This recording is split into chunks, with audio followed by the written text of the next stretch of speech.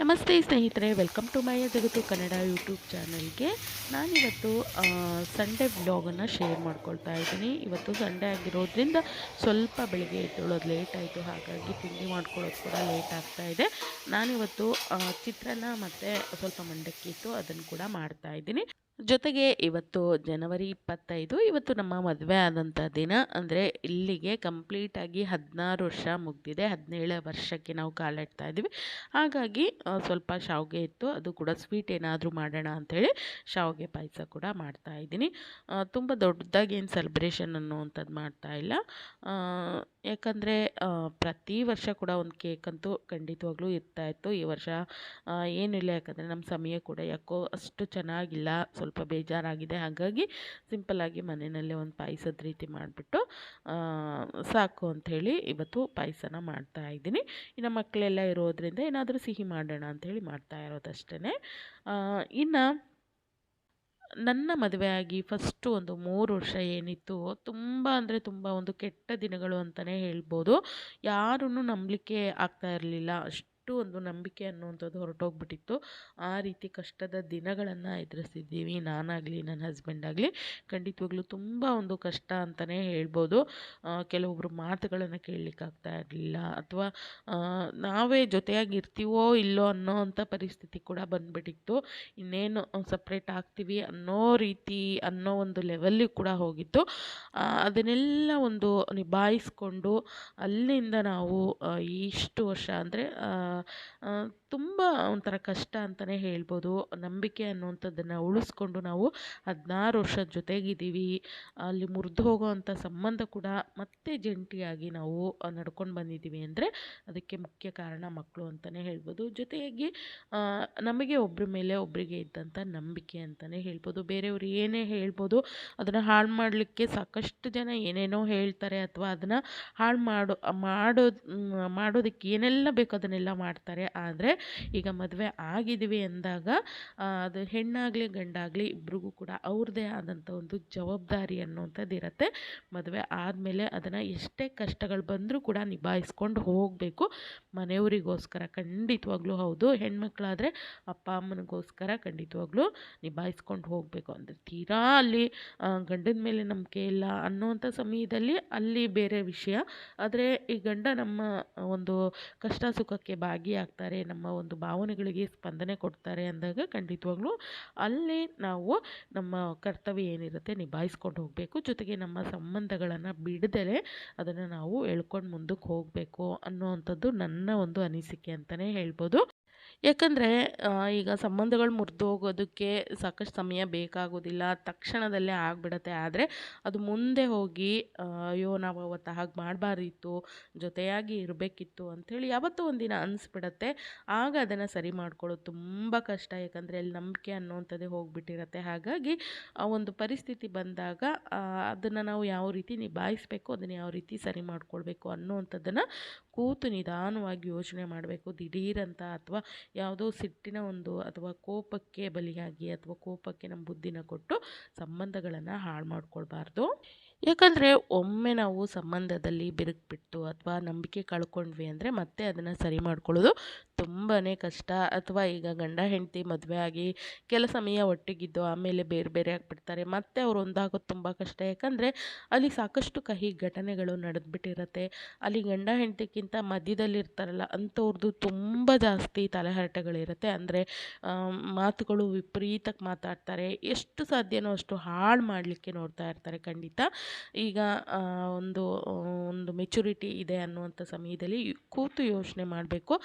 ನಾವು ಯಾವ ವಿಷಯಗಳನ್ನು ಬೇರೆಯವ್ರ ಹತ್ರ ಹಂಚ್ಕೊಳ್ಬಾರ್ದು, ಅಥವಾ ನಮ್ಮ ಹೆಂಡತಿ ಹತ್ರ ನಾನು ಏನು ಹೇಳ್ಕೊಳ್ಬೇಕು, ಗಂಡನ ಹತ್ರ ನಾನು ಏನು ಹೇಳ್ಕೊಳ್ಬೇಕು ಅನ್ನೋವಂಥ ಒಂದು ಪರಿಜ್ಞಾನ ಇರಬೇಕು. ಅದನ್ನು ಬಿಟ್ಬಿಟ್ಟು ಗಂಡನ ಮನೇಲಿ ನಡೆದಿದ್ದೆಲ್ಲ ತಗೊಂಡೋಗಿ ತವ್ರ ಮನೇಲಿ ಹೇಳುವಂಥದ್ದು, ಅಥವಾ ಹೆಂಡತಿ ಮನೆಯವ್ರಿಗೆ ಈ ರೀತಿ ಮಾಡ್ತಾರೆ, ಹೆಂಡತಿಗೆ ಈ ರೀತಿ ಮಾಡ್ತಾಳೆ ಅಂತೇಳಿ ಎಲ್ಲ ಅಪ್ಪ ಅಮ್ಮಂಗೆ ಇಲ್ಲಿ ಗಂಡ ಚಾಡಿ ಹೇಳ್ಕೊಳ್ತಾರೆ. ಕೊಡುವಂಥದ್ದು. ಆಗ ಏನಾಗುತ್ತೆ, ಅಲ್ಲಿ ಜಗಳಗಳು ಜಾಸ್ತಿ ಆಗುತ್ತೆ, ಬಿರುಕುಗಳು ಜಾಸ್ತಿ ಆಗುತ್ತೆ. ಹಾಗಾಗಿ ಆ ರೀತಿ ಮಾಡ್ದೇ ಸರಿ ತಪ್ಪು ಒಬ್ರಿಗೊಬ್ರು ಹೇಳ್ಕೊಳ್ಬೇಕು. ನೀನು ಮಾಡಿದ್ದು ಸರಿ ಇಲ್ಲ, ಇದು ಸರಿ ಇತ್ತು, ಈ ರೀತಿ ಮಾಡಿದ್ರೆ ಒಳ್ಳೆಯದು, ಈ ರೀತಿ ಮಾಡಿದ್ರೆ ತಪ್ಪಾಗುತ್ತೆ, ಇದು ಈ ರೀತಿ ನಮ್ಮ ಮನೆಯವ್ರು ಬಂದಾಗ ಈ ರೀತಿ ನೋಡ್ಕೊಳ್ಬೇಕು, ಅಥವಾ ನಮ್ಮ ಮನೆಯವ್ರ ಹತ್ರ ನೀನು ಈ ರೀತಿಯಾಗಿ ಇರಬೇಕು ಅನ್ನೋವಂಥದ್ದನ್ನು ಇಬ್ಬರು ಒಬ್ರಿಗೊಬ್ರು ಕೂತು ಮಾತಾಡಿಕೊಂಡಾಗ ಖಂಡಿತವಾಗ್ಲೂ ಅಲ್ಲಿ ಸಂಬಂಧಗಳು ಗಟ್ಟಿಯಾಗುತ್ತೆ. ಯಾಕಂದರೆ ಈಗ ಒಂದು ಮದುವೆ ಮಾಡಿದ್ದಾರೆ ಅಂದರೆ ಅಲ್ಲಿ ಮದುವೆ ಮಾಡಿದವರಾಗಲಿ ಅಪ್ಪ ಅಮ್ಮ ಆಗಲಿ ಯಾರ ಜೊತೆಗೆ ಇರೋದಿಲ್ಲ, ಸಾಯೋ ತನಕ ಇರೋವಂಥದ್ದು ಗಂಡ ಹೆಂಡತಿ ಜೊತೆಗೆ ಅವ್ರ ಮಕ್ಕಳು ಮಾತ್ರನೇ. ಹಾಗಾಗಿ ಏನಾಗುತ್ತೆ, ಸ್ವಲ್ಪ ನಾವು ದುಡುಕಿ ನಿರ್ಧಾರಗಳನ್ನು ತೊಗೊಂಡ್ಬಿಟ್ರೆ ತುಂಬ ಲಾಸ್ ಆಗುತ್ತೆ, ಅಥವಾ ಜೀವನನೇ ಹಾಳಾಗ್ಬಿಡುತ್ತೆ. ಯೋಚನೆ ಮಾಡಿ ಸರಿಯಾದ ಸಮಯಕ್ಕೆ ಸರಿಯಾದ ನಿರ್ಧಾರಗಳನ್ನು ತೊಗೊಳ್ಬೇಕಾಗತ್ತೆ. ಇನ್ನು ಇಲ್ಲಿ ಬೆಳಗಿನ ತಿಂಡಿ ನಾನು ರೆಡಿ ಮಾಡಿದ್ದಾಯಿತು. ಸ್ವಲ್ಪ ಮಂಡಕ್ಕಿ ಅಂತ ಹೇಳಿದ್ನಲ್ಲ, ಅದನ್ನು ಕೂಡ ಕಲಿಸಿದ್ದೀನಿ. ಚಿತ್ರಾನ್ನ ದಪ್ಪ ಅಕ್ಕಿ ಇತ್ತು, ಅದರದ್ದು ಚಿತ್ರಾನ್ನ, ಸ್ವಲ್ಪ ಪಾಯಸ, ಇದಾಗಿತ್ತು ಸ್ನೇಹಿತರೆ ಇವತ್ತಿನ ನಮ್ಮ ಬೆಳಗಿನ ಬ್ರೇಕ್ಫಾಸ್ಟು. ಇನ್ನು ಈ ಕಡೆ ಮಧ್ಯಾಹ್ನ ಸಾಂಬಾರಿಗೆ ಅಂಥೇಳಿ ಸ್ವಲ್ಪ ಬೆಂಡೆಕಾಯಿ ಇತ್ತು, ಅದ್ರದ್ದು ಹುಳಿ ಮಾಡೋಣ ಅಂಥೇಳಿ ಮೊದಲು ಬೆಂಡೆಕಾಯಿ ತೊಳೆದ್ಬಿಟ್ಟು ಹೆಚ್ಚಿ ಅದನ್ನು ಹುರಿಲಿಕ್ಕೆ ಹಾಕ್ತಾಯಿದ್ದೀನಿ.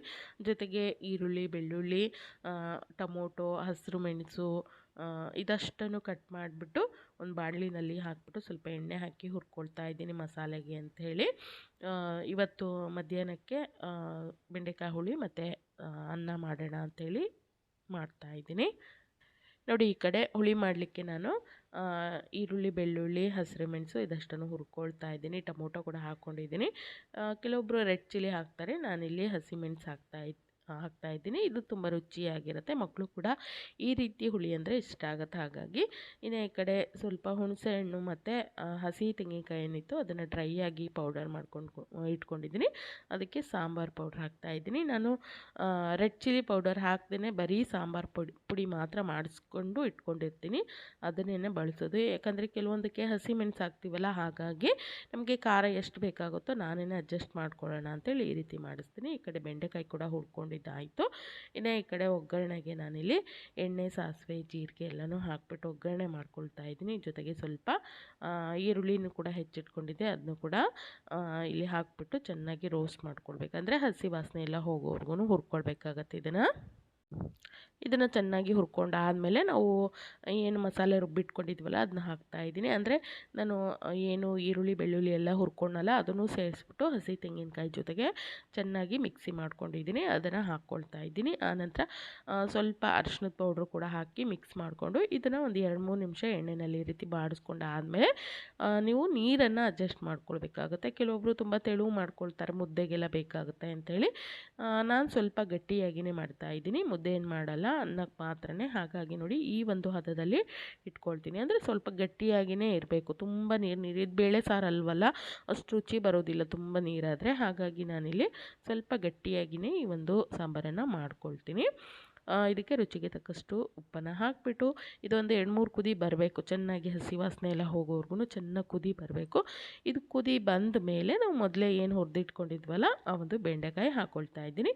ನಾನು ಬೆಂಡೆಕಾಯಿ ಹುರಿಲಿಕ್ಕೆ ಎಣ್ಣೆ ಏನೂ ಹಾಕೋದಿಲ್ಲ, ಹಾಗೆ ನೋಡಿ ಈ ರೀತಿ ಡ್ರೈ ಆಗಿಯೇ ಹುರ್ಕೊಳ್ತೀನಿ. ಜೊತೆಗೆ ಈ ರೀತಿ ಸ್ವಲ್ಪ ಮೇಲ್ಭಾಗದಲ್ಲಿ ಕಪ್ಪಾಗಬೇಕು ಅಲ್ಲಿವರೆಗೂ ಹುರ್ಕೊಳ್ತೀನಿ. ಈ ರೀತಿ ಮಾಡ್ಕೊಳ್ಳೋದ್ರಿಂದ ಬೆಂಡೆಕಾಯಿ ಸಾರು ಅನ್ನುವಂಥದ್ದು ನಮಗೆ ಲೋಳೆ ಲೋಳೆ ಆಗೋದಿಲ್ಲ. ಕೆಲವೊಬ್ಬರು ಹಾಗೆಯೇ ಅಷ್ಟು ಹುರಿಯೋದಿಲ್ಲ, ಹಸಿಯಾಗಿ ಹಾಕಿರ್ತಾರೆ, ಅದರಿಂದ ಸಾಂಬಾರು ಅನ್ನುವಂಥದ್ದು ಎತ್ತಿದಾಗ ಲೋಳೆ ಬರುತ್ತೆ. ಆ ರೀತಿ ಬರಬಾರ್ದು ಅಂದರೆ ಈ ರೀತಿ ಸ್ವಲ್ಪ ಕಪ್ಪಾಗಬೇಕು ಮೇಲ್ಭಾಗದಲ್ಲಿ, ಅಲ್ಲಿವರೆಗೂ ಹುರ್ಕೊಂಡ್ರೆ ಚೆನ್ನಾಗಿರುತ್ತೆ. ಜೊತೆಗೆ ಅದು ತಿನ್ನಲಿಕ್ಕೂ ಕೂಡ ಟೇಸ್ಟು ತುಂಬ ಚೆನ್ನಾಗಿರುತ್ತೆ. ನೋಡಿ ಈ ರೀತಿ ಚೆನ್ನಾಗಿ ಕುದಿ ಬರ್ತಾ ಇದೆ. ನಮ್ಮ ಬೆಂಡೆಕಾಯಿ ಹುಳಿ ಅನ್ನೋದು ಕೂಡ ರೆಡಿಯಾಗಿದೆ. ಇದು ಬಿಸಿ ಬಿಸಿ ಅನ್ನಕ್ಕಂತೂ ತುಂಬ ಟೇಸ್ಟಿಯಾಗಿರುತ್ತೆ.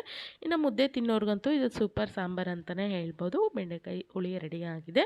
ಇನ್ನು ಈ ಕಡೆ ಉಳಿದಿರೋಂಥ ಪಾತ್ರೆ ಏನಿತ್ತು ಎಲ್ಲನೂ ವಾಶ್ ಮಾಡಿಬಿಟ್ಟು ಇಟ್ಟಿದ್ದೆ, ಎಲ್ಲನೂ ಒಣಗಿತ್ತು, ಅದನ್ನೆಲ್ಲ ನೀಟಾಗಿ ಜೋಡಿಸ್ಕೊಳ್ತಾ ಇದ್ದೀನಿ.